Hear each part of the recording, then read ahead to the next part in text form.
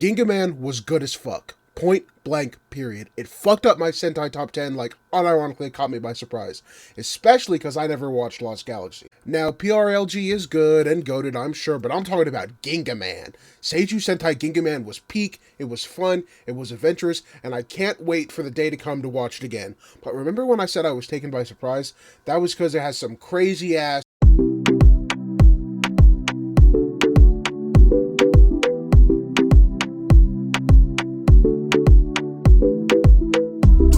Okay, first up, Ginga no Hikari. Team power-ups are usually pretty simple, that shit goes quick. Damn, we need a power-up, and then 2 episodes later, they have it, it's locked up, and they're using it the rest of the show. Cure Major did it, You Soldier did it, it's pretty simple.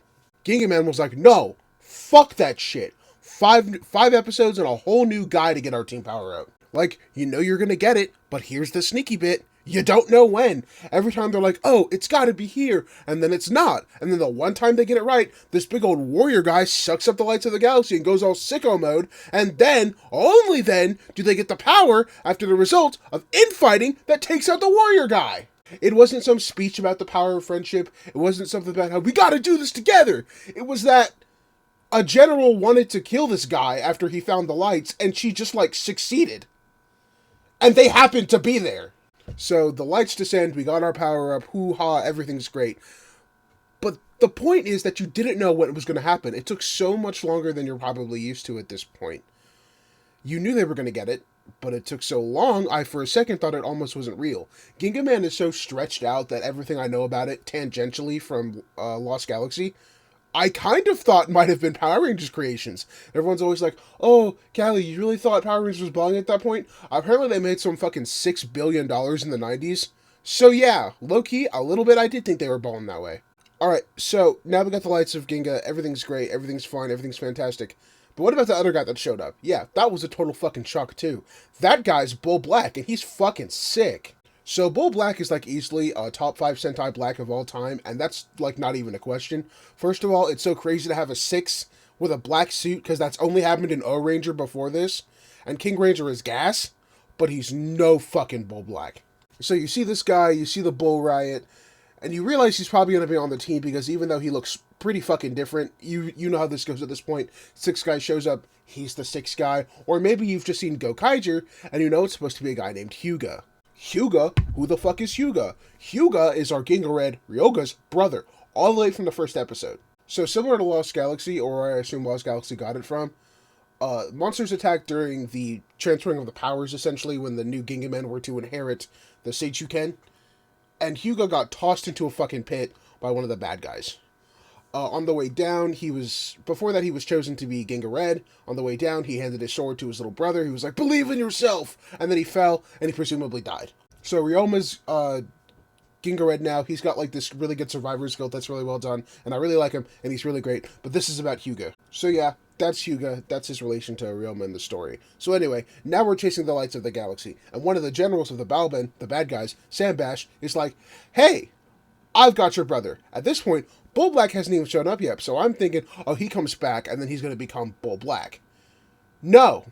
At the end of the first failure to get the lights of the galaxy, Bull Black saves Ryoma after he's tricked by some guy who looks like Hyuga. That's right! That fucking Hyuga body that fucking Sambash had is in fact not actually Hyuga. It's one of his monster goons transformed to look like the main guy's dead brother. It's kind of fucked up. During that whole thing, Ryoma's knocked out, he's fucked, he's dead to rights. Bull Black shows up and saves him. He gets him out of the cave, he gets him home, and the whole time Ryoma's imagining, while it's happening, he's going in out of consciousness, and he's like, this feels like Hyuga. But it's not. It's Bull Black, who coincidentally also has a little brother who has passed away. But the whole time, I'm like, oh, so this is Hyuga. Hyuga's come back as Bull Black during the episode where he also came back as a fake monster, and he's gonna reveal that he's Bull Black later. No, not at all. Nope, different guy. So Ryoma starts pressing Bull Black to join the team. He's like, hey, come on. We need to do this a certain way. If we all work together, we can get the lights. And he gets fed the fuck up. He's like, you know what? Oh, you want me on your team? How about I reveal that I'm possessing your brother? Yep. Some thousands of years ago, when he came to Earth with the lights of the galaxy, by the way, he was launched into the same pit that Hyuga ended up in, and then he used the last of his strength to possess this dying man and used it to escape the crevice.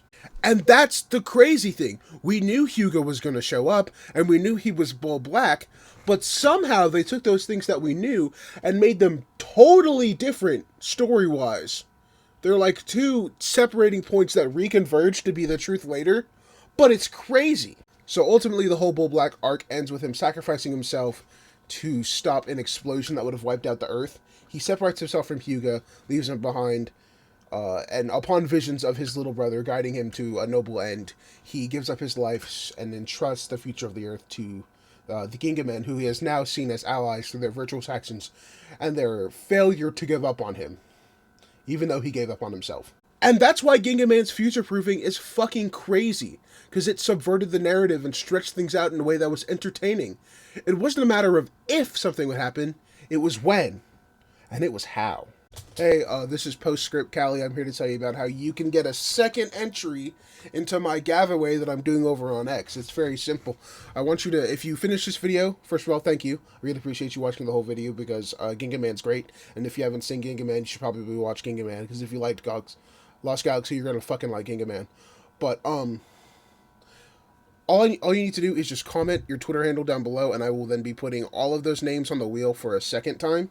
So if you've already gotten your entry on Twitter, that's fine, that's cool. But if you comment on this video with your handle, I will then put that onto the wheel as well. So you will have 2 entries with a maximum of 2.